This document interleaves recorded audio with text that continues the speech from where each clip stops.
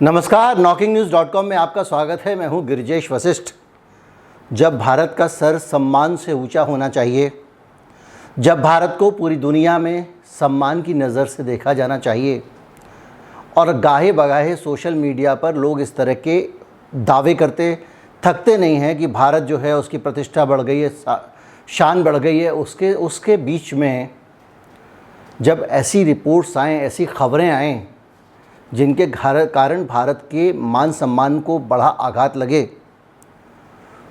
तो ये चिंता वाली बात है।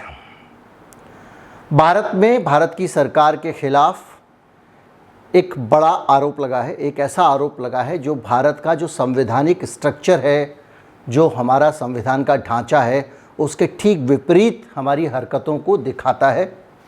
और ये डेटा कहता है कि हम अपने संविधान को भूल गए हैं।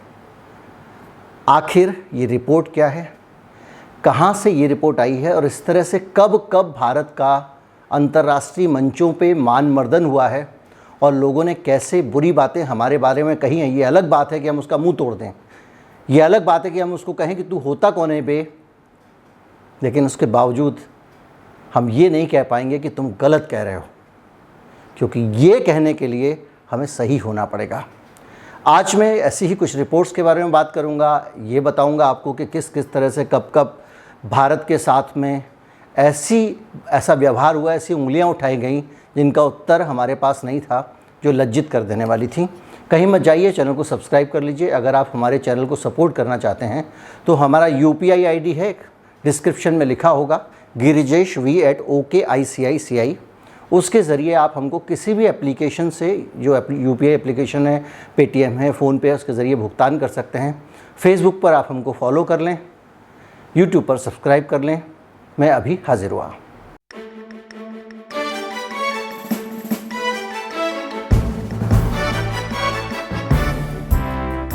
अमेरिका की एक संस्था है US commission on international religious freedom.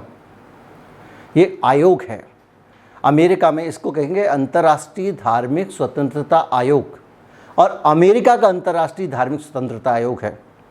अब इस पे सवाल उठ सकता है, और मैं हमेशा इस तरह के सवाल उठाता रहा हूँ कि ये अमेरिका है कौन जो पूरी दुनिया को की धार्मिक स्वतंत्रता पे सवाल उठाए। लेकिन अमेरिका ये तो तय कर सकता है ना कि दुनिया में उसकी दोस्ती किससे रहे, किससे ना रहे, किन दोस्तों के साथ वो कैसा रवैया रखे, कितना व्यापार करे। और एक तरफ से अमेरिका लगातार भारत के साथ व्यापार करने, दोस्ताना बढ़ाने, रूस की जगह हमसे हथियार लो टाइप की बातें करता है। दूसरी तरफ अमेरिका के अंदर से बाइडेन प्रशासन पर कुछ अलग तरह के दबाव हैं, जो दबाव ये कहते हैं कि बाइडेन प्रशासन को भारत के खिलाफ सख्ती बरतनी चाहिए। ये जो अंतर्राष्ट्रीय धार्मिक स्वतंत्रता आयोग है अमेरिका का, इसकी जो रिपोर्ट आई है, उस रिपोर्ट में भारत पर काफ़ी गंभीर सवाल उठाए गए हैं। और मैं ये मानता हूँ कि इसमें कोई दक्षिणपंथी हो, वामपंथी हो, सब इससे सहमत होंगे कि भारत ऐसा कर रहा है। हो सकता है कि आपकी सोच कहती हो कि भारत सही कह रहा है, हो सकता है आपकी सोच कहती हो भारत गलत कर रहा है, लेकिन अमेरिका का ये जो आयोग कह रहा है, ये हर व्यक्ति मानेगा कि सही कह रहा है।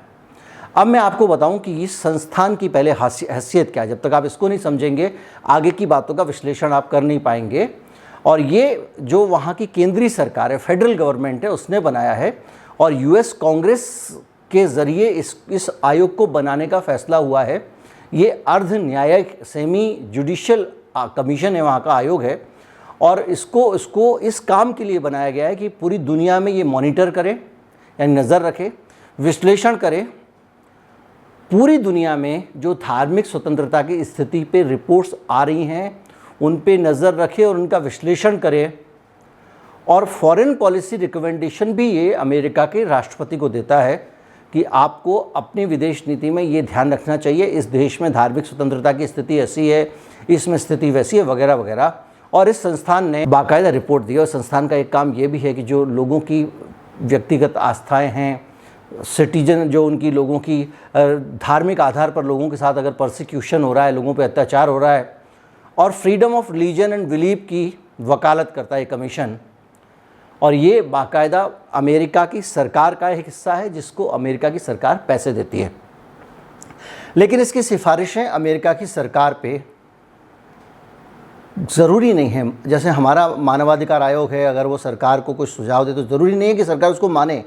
उसी तरह से इस कमीशन की सरकार भी बातें भी माने, सरकार बाइडेन प्रशासन माने, ये ज़रूरी नहीं है।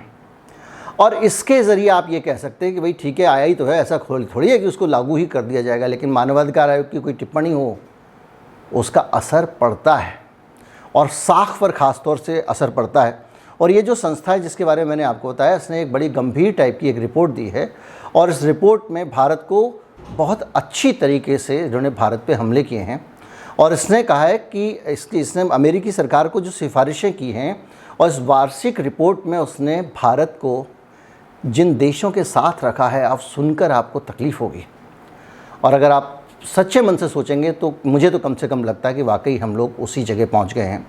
इसने हमको वर्मा यानी म्यांमार के साथ रखा है, इरिट्रिया के साथ रखा है, ईरान के साथ रखा है, नाइजीरिया के साथ रखा है, नॉर्थ कोरिया किम जोंग वाला उसके साथ रखा है, रूस के साथ रखा है, सऊदी अरब के साथ रखा है, सीरिया के साथ रखा है, ताजिकिस्तान के साथ रखा है, तुर्कमेनिस्तान के साथ रखा है, और वियतनाम के साथ रखा है। कहा है कि इन सारे देशों को बाइडेन प्रशासन को थोड़ा सा सख्ती से डील करना चाहिए, और ये क्योंकि ये देश अपने देश में धार्मिक स्वतंत्रता को बाधित कर रहे हैं, लोगों की रिलीजियस फ्रीडम पे हमला कर रहे हैं। और ये अलग बात है कि इससे पहले भी बाइडेन प्रशासन के सामने इस तरह की रिपोर्ट जाती रही हैं और उनको उसने माना नहीं है, और ज़रूरी नहीं है कि इस बार भी वो इस सिफारिश को मान ले, क्योंकि देश कोई भी होता है अपनी विदेश नीति ज़रा दूसरे मानकों पर तय करता है। ज़रूरी नहीं है कि वो किसी एक बात को लेकर दौड़ पड़े, लेकिन हाँ, अगर वो आपसे भिड़ना चाहे तो इसको उठा सकता है, क्योंकि अमेरिकी विदेश मंत्री पिछले दिनों एक टिप्पणी करके गए हैं कि भारत में मानवाधिकारों को लेकर स्थिति पर हम नज़र रखे हुए हैं, ये वो बोल के गए हैं। और उसने कहा है कि ये जो देश हैं, इन सिफारिशों में जो 5 देशों का नाम उसने लिया इन लिस्ट में, उसमें अफ़गानिस्तान, भारत, नाइजीरिया, सीरिया और वियतनाम को विशेष चिंता वाले देशों में रखा है, स्पेशल कंसर्न। इन देशों को लेकर ख़ास तौर पे 5 देशों को लेकर चिंता है, धार्मिक आज़ादी को लेकर। जैसे अफ़गानिस्तान में धार्मिक आज़ादी नहीं है, इनका कहना है, नाइजीरिया में धार्मिक आज़ादी नहीं है, इनका कहना है, सीरिया में धार्मिक आज़ादी नहीं है और वियतनाम में नहीं है, वैसे ही भारत में भी नहीं है, वैसे ही धार्मिक स्वतंत्रता को भारत में भी खतरे हैं, ये कह रहे हैं। और जब ये बात कहते हैं तो एक बात सोचने वाली है, नाइजीरिया में तो आधे क्रिश्चियन हैं, आधे मुस्लिम हैं, वहाँ का तो संविधान भी सेकुलर है, वहाँ की सरकार भी सेकुलर तरीके से काम करती है। यहाँ तक कि उनके राष्ट्रपति का निधन हुआ तो सम्मिलित पद्धतियों से उनका अंतिम संस्कार किया गया। लेकिन जो भी हो सकता है कुछ नया डेवलपमेंट हो जो अमेरिका ने देखा हो। और उसने भारत के बारे में जो कहा है 2021 की रिपोर्ट में, वो गौर करने वाला है। 2022 के बुलडोजर और दूसरे घटनाक्रमों को हटा दीजिए इसमें से, उसके बावजूद ये 2021 की रिपोर्ट कहती है कि धार्मिक स्वतंत्रता की स्थिति भारत में बहुत ख़राब हुई है। इस एक साल के दौरान, 2021 के दौरान, भारत सरकार ने नीतियों के प्रचार और प्रवर्तन को बढ़ावा दिया है, जिसमें हिंदू राष्ट्रवादी एजेंडे को बढ़ावा दिया गया है। मैं आपसे कह रहा था कि आप इस पर असहमत नहीं होंगे। जिसमें मुसलमानों, ईसाइयों, सिखों, दलितों और अन्य धार्मिक अल्पसंख्यकों को नकारात्मक रूप से प्रभावित किया गया, नेगेटिवली इम्पैक्टेड। उनके जीवन पे इसका बुरा असर पड़ा है, क्योंकि ये हिंदू राष्ट्र के एजेंडे की तरफ सरकार की नीतियां जा रही हैं। और इसमें यह भी कहा है कि सरकार देश के कानूनों में धार्मिक अल्पसंख्यकों के प्रति दुश्मनी वाली स्ट्रक्चरल चेंज कर रही है, और राष्ट्रीय और राज्य स्तर दोनों स्तर पर हिंदू राष्ट्र की जो उसकी वैचारिक दृष्टि है उसको व्यवस्थित करना चाहती है भारत की सरकार। ये कह रहा है ये आयोग, अमेरिका का आयोग। यानी धीरे धीरे करके हिंदू वादी जो आइडियोलॉजी है वो दूसरे धर्मों का दमन कर रही है, उनको दबा रही है, उनके अधिकार छीन रही है। जब आप ये बात करते हैं तो आपको ये जानना भी ज़रूरी है कि वो अधिकार हैं क्या। अमेरिका जिस भारत पे ये सवाल उठा रहा है, उस भारत का संविधान इनमें से किसी बात की इजाज़त नहीं देता है। ये जानना ज़रूरी है संविधान क्या कहता है। फिर मैं बताऊंगा कि इस तरह की और बदनामियाँ भारत की कब कब हुई हैं। भारत में मैं चाह रहा हूँ कि अब वीडियो मेरे लंबे ना हो। मेरे वीडियो लंबे होने से लोग बहुत नाराज़ हैं, और कई लोगों ने मुझसे कहा कि आप लंबे वीडियो देते हैं। कोशिश करूँगा 10-12 मिनट में ख़त्म करूँ। अनुच्छेद 25 जो है हमारे संविधान का, आर्टिकल 25, वो कहता है अंतःकरण की और धर्म की अबाध रूप से धर्म को मानने, उसका आचरण करने और प्रचार करने की स्वतंत्रता है, freedom of conscience and free believe, conduct and propagation of religion. यानी आप धर्म को मानने, उसका प्रचार करने, उसको अमल करने और उसकी सारे तरीक़ों को मानने के लिए अबाध रूप से स्वतंत्र हैं। ये भारत का संविधान आपको गारंटी देता है। धार्मिक कार्यों के प्रबंधन की स्वतंत्रता, freedom of manage religious affairs. जैसे अब इसके अंदर एक बहस हो सकती है कि आप लोगों को अजान के लिए लाउड स्पीकर क्यों हटाएंगे, आप सामूहिक रूप से नमाज पढ़ने से कैसे रोक सकते हैं। रोज़ अक्सर कहते हैं लोग अपने घर में पढ़ो, घर में पढ़ो। उनका धर्म, वैसे जानकारी के लिए बता दूं, इस्लाम जो है लोगों को 2 ऐसे अवसर आते हैं जिनमें कि उनको नमाज सार्वजनिक रूप से सबके साथ ही पढ़नी होती है। उसके नियम हैं, आपको नहाना ज़रूरी है, आपको कुल्ला करना ज़रूरी है, मंजन करना ज़रूरी है, इत्र लगाना ज़रूरी है, ताकि आप सामूहिक रूप से जब आप नमाज़ पढ़ने जाएं तो एक दूसरे को कोई बीमारी ना दें, उसको असुविधा ना हो, बदबू ना हो, वगैरह वगैरह। ये एक प्रोटोकॉल है। लेकिन 2 मौक़ों पे, एक जुम्मे की नमाज और एक अलविदा की नमाज, ये सार्वजनिक रूप से ही पढ़नी होती है। यानी सार्वजनिक रूप से नहीं बल्कि सामूहिक रूप से पढ़नी होती है। और भारत में मस्जिदों की संख्या इतनी नहीं है और ना इतने खाली मैदान हैं जिनमें लोग सामूहिक रूप से नमाज़ पढ़ सकें। इसलिए कई बार आप देखते होंगे कि वो सामूहिक रूप से नमाज़ पढ़ने के लिए कभी सड़कों पे, कभी दूसरे स्थानों पर आ जाते हैं, जिसको हम लोग अपने धार्मिक नज़रिए से देखते हैं, क्योंकि हमको उनके धर्म का ज्ञान नहीं है। तो हमको लगता है कि ये किसी और नियत से ऐसा काम कर रहे हैं, जबकि वजह ये है कि उनका संसाधन नहीं है। इसके अलावा जो धार्मिक गतिविधियाँ वो करेंगे, ये हमारे संविधान में लिखा हुआ है। धार्मिक गतिविधियाँ भारत के लोग अगर करते हैं तो उनको टैक्स नहीं किया जा सकता, उनके ऊपर आप टैक्स नहीं लगा सकते। ये नहीं कि आपने लेके और उनके ऊपर टैक्स लगा दिया कि अब आज से धार्मिक गतिविधि करोगे, नमाज पढ़ोगे तो टैक्स, पूजा करोगे तो टैक्स, हनुमान चालीसा का टैक्स। ऐसा कोई टैक्स नहीं लगाया जा सकता इस देश में, ये संविधान गारंटी देता है। इसके अलावा 28 अनुच्छेद में लिखा है freedom of to attend religious education. अगर कहीं पे धार्मिक शिक्षा दी जा रही है तो वहाँ जाने, उसमें शामिल होने का अधिकार सभी को है। मान लीजिए रामायण हो रही है, महाभारत हो रही है, इज्तिमा हो रहा है, जो विद्यापीठ हैं उनमें जा सकते हैं आप। इसी तरह से आप मदरसे में भी जा सकते हैं, ये आपका अधिकार है। अनुच्छेद 27 के तहत, अनुच्छेद 26 के तहत टैक्स वाला। तो इससे ज़्यादा डिटेल में नहीं जाऊँगा। ये भारत का संविधान हमें अधिकार देता है। और इसका मतलब ये है कि हम संवैधानिक रूप से अगर देखा जाए तो अमेरिका से बेहतर देश है, अमेरिका को सबक सिखा सकते हैं। लेकिन दुर्भाग्य, अमेरिका का एक आयोग हमारे ऊपर टिप्पणियाँ करता है और हम ये नहीं कह सकते हैं कि ये टिप्पणियाँ गलत हैं। हम ये कह सकते हैं कि तुम होते कौन हो, हम ये कह सकते हैं अपना मुंह बंद रखिए, हम ये कह सकते हैं कि हम एक संप्रभु देश हैं, आपको कोई अधिकार नहीं है कि हमारे देश में दखलंदाजी करें। और ये मैं बार बार कहना चाहूँगा, क्यों करेगा अमेरिका, हम उसके कौन लगते हैं। और जब हमारी सरकार जब जिस मामले पे जाती है मुझे ऐतराज़ होता है। मैंने आपको बताया था कि जब वहाँ पे परमाणु नीति लागू हो रही थी तो हमारे भारतीय जनता पार्टी का एक प्रतिनिधि जाके वहाँ यूएस के एम्बेसडर को समझा रहा था कि हम साहब उस नीति का विरोध नहीं करेंगे जिस नीति के पक्ष में आप हैं भारत की, हम केवल दिखावा कर रहे हैं। विकीलीक्स में है शेषाद्रिचारी, मैंने आपको एक वीडियो में पूरी डिटेल्स बताई थी।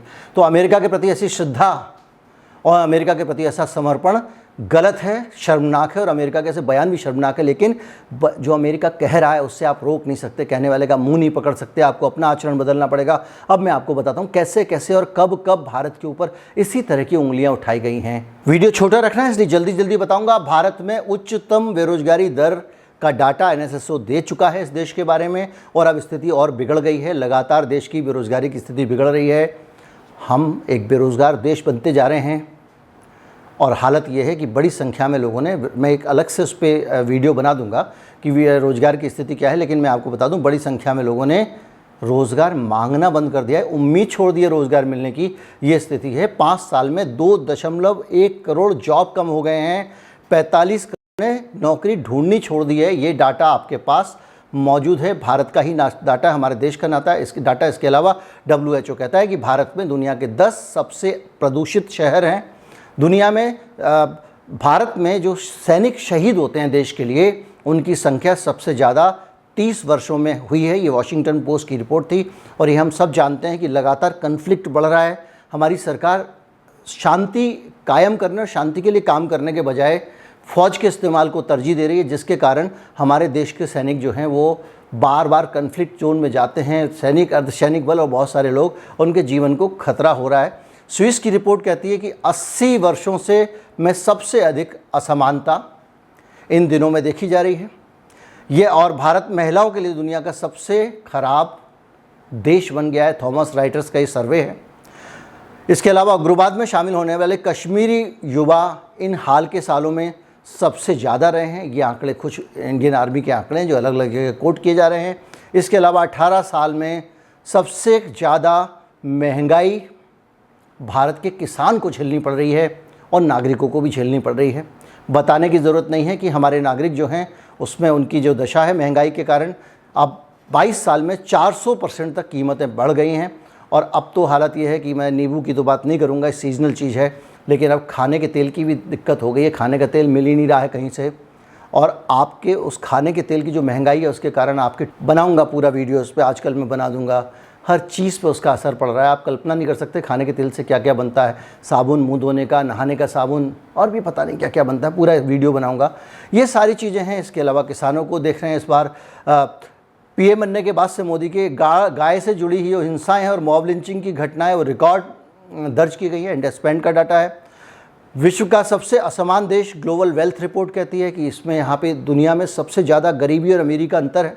और कोरोना काल में तो आपने देखा कि किस तरह से अमीर और अमीर होते चले गए और गरीबों के पास खाने को भी नहीं था। सरकार अनाज बांट रही है, आज तक बांट रही है, तब कम जाके इस देश में लोगों का काम चल रहा है। भारत का रुपया एशिया की सबसे ख़राब प्रदर्शन वाली मुद्रा है। ये मार्केट डेटा है और ये हेडलाइन आप पढ़ चुके हैं, अलग अलग जगहों पे खबर आपने पढ़ी है। पर्यावरण संरक्षण में विश्व का तीसरा सबसे बुरा देश बन गया है। हम लोग एनवायरनमेंट के लिए कोई काम नहीं कर रहे हैं। ये EPI का डाटा है 2018 का। भारत के इतिहास में पहली बार विदेशी धन और भ्रष्टाचार को वैध बनाया गया है। कैसे वैध बनाया गया? वित्त विधेयक 2019 का आप देख लीजिए। इसके अलावा हमने क्रिप्टो करेंसी को एक तरह से इनडायरेक्टली वैध बना दिया। धार्मिक अतिवाद की आज की रिपोर्ट आपने देख ही ली है। तो ये जो स्थिति बन रही है हमारे देश की और जो चीज़ें हमको देखनी पड़ रही हैं, ये ऐसी चीज़ें हैं जिनको हम छिपा नहीं सकते हैं। इनमें हम झूठ नहीं बोल सकते और ना इन बातों को काट सकते, क्योंकि ये ऐसी चीज़ें हैं, अगर कोई डाटा दे रहा है तो आपको उससे बड़ा डाटा देना पड़ेगा और उसको देने में हम सक्षम नहीं हुए हैं। जनगणना के आंकड़े लगातार टाले जा रहे हैं। NSSO के डाटा को कमज़ोर करने के लिए क्या क्या किया गया ये सब जानते हैं। उसकी रिपोर्ट को ही ना आ सके इसलिए उसको उसमें अड़ंगे लगाए गए। बहुत सारी देशें हैं, बातें हैं उसमें, वो सुरक्षा है, भ्रष्टाचार है, शिक्षा है, स्वास्थ्य है, नोटबंदी, काला धन, रोज़गार, ये बहुत सारे मसले हैं और इन सब मसलों ने भी काफ़ी हद तक भारत को कलंकित किया, भारत के ऊपर बुरा असर डाला है। लेकिन सबसे ज़्यादा जो चिंताजनक स्थिति वो ये है कि जब अमेरिका के साथ में जब अमेरिका और उसको लेकर तनातनी चल रही है और हमारे जो विदेश मंत्री हैं वो लगातार यूरोप के साथ लोहा ले रहे हैं, खुलकर बोल रहे हैं, अमेरिका को कड़ा जवाब दे रहे हैं। अच्छा लग रहा है हमारा विदेश मंत्री ऐसा कर रहा है। उस समय में भारत सरकार की तरफ से कमज़ोर बॉलें डाली जा रही हैं और नतीजा ये हुआ है, विदेशी दबाव के आगे आपको बहुत सारे अपने अखबारों और चैनलों को जो लगातार नफ़रत फैला रहे थे अल्पसंख्यकों के प्रति, समुदाय विशेष के प्रति, धार्मिक स्वतंत्रता के खिलाफ बोल रहे थे, वंदे मातरम बोलना पड़ेगा। जब ये सारी चीज़ें हो रही हैं और सरकार को उनको चैनल्स को भी वार्न करना पड़ रहा है, जब ये मजबूरी हो, ऐसे में इस तरह की अमेरिकन आयोग की रिपोर्ट आती है, जब उनका विदेश मंत्री भी हम पे उंगली उठा के गया हो, तो आपने कुछ नहीं किया, अपनी हरकतों से दुश्मन के हाथ में एक हथियार दे दिया है। अमेरिका ना भारत का शुभचिंतक था ना रहेगा, लेकिन अगर हम इस तरह के बहाने उसको देंगे, उसको ऐसे मौके देंगे, देश के लिए दिक्कत होगी। उम्मीद करता हूँ वीडियो आपको अच्छा लगा होगा। अच्छा लगा हो तो ज़्यादा से ज़्यादा लोगों तक पहुँचाएँ। चैनल को सब्सक्राइब कर लें, शेयर ज़रूर करें। नमस्कार, जय हिंद।